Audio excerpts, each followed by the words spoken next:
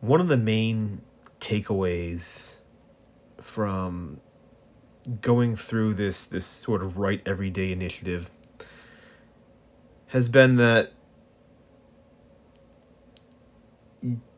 despite being consistent with writing, it doesn't necessarily translate to a consistent output.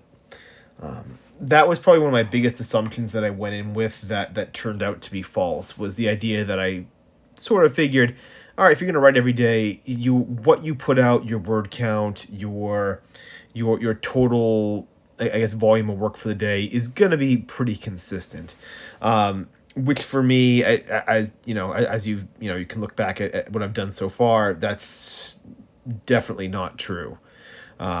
Just going to the page every day, what it's done most is it's kept the story fresh in my mind. It's kept me engaged with what I am writing, but it hasn't necessarily translated into like a great consistent word count.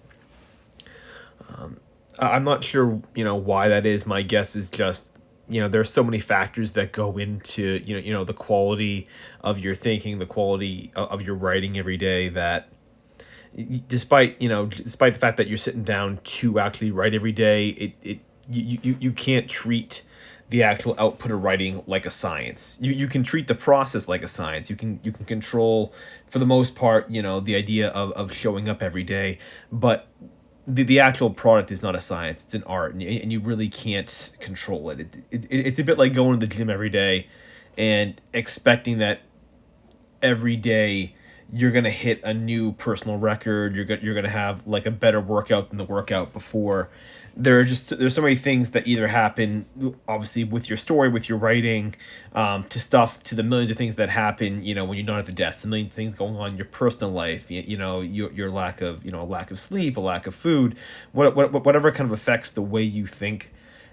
So many factors that go into that you really can't control the output of what you put out.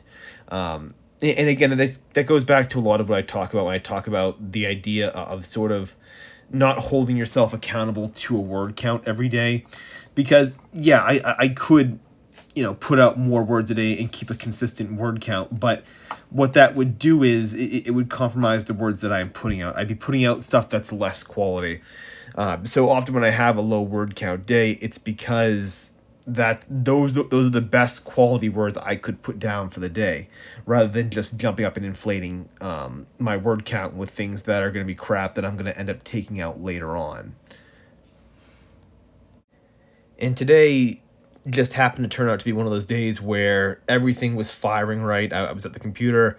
I was getting just a really good scene written here, and just things just flowed. It just happened one of those days where things just clicked and everything flowed, and I was able to get it done.